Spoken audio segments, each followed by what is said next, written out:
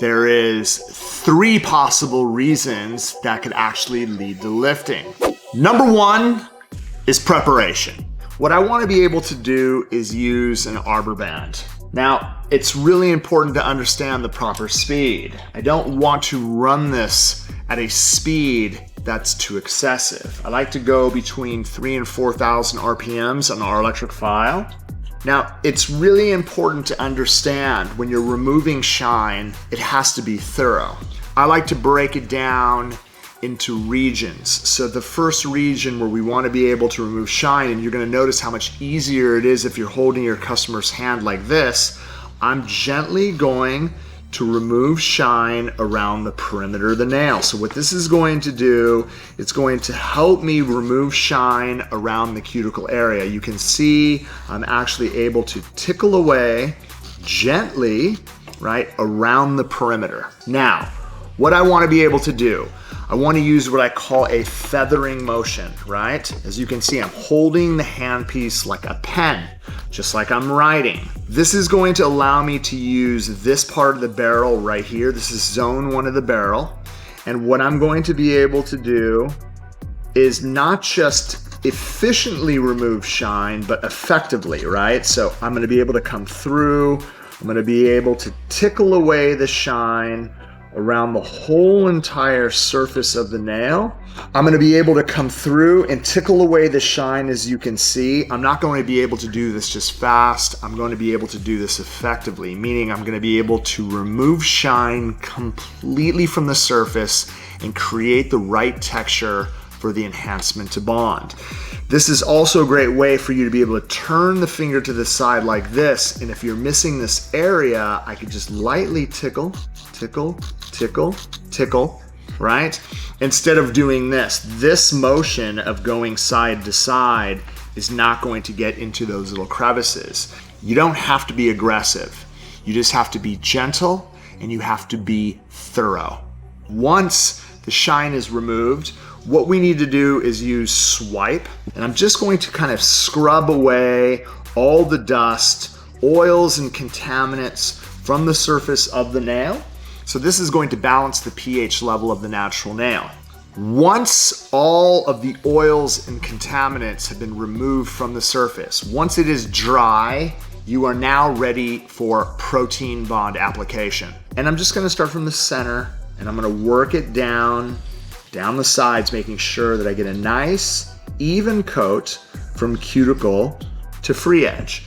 2 coats per nail is going to set you up so you have the first stage of no lifting.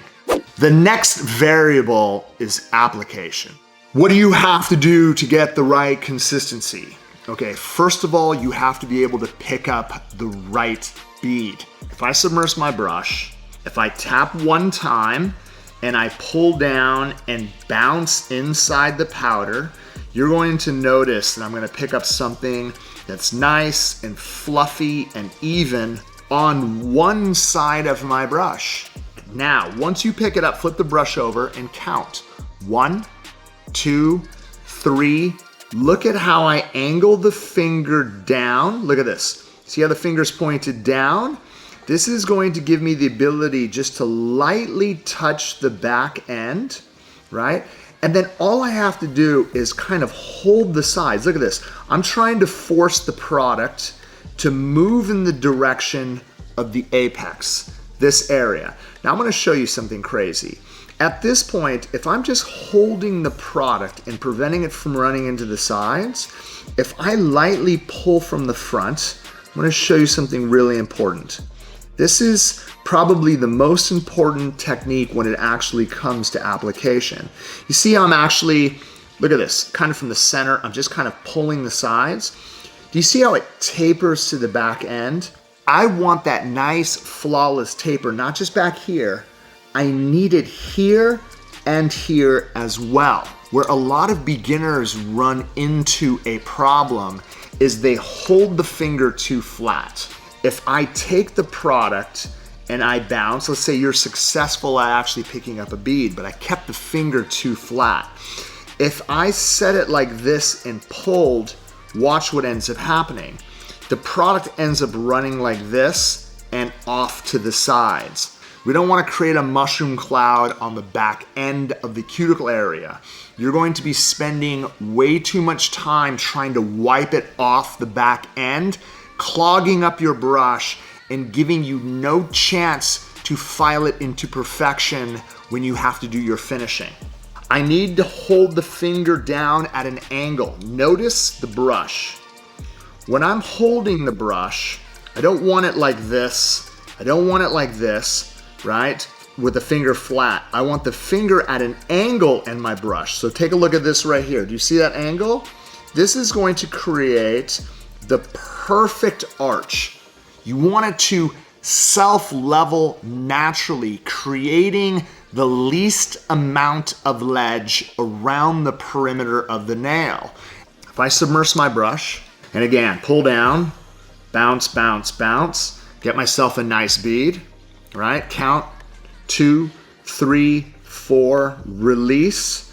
Watch this. I'm using a light kind of sliding motion, right? Just barely touching all the way around to get that as tight as I can.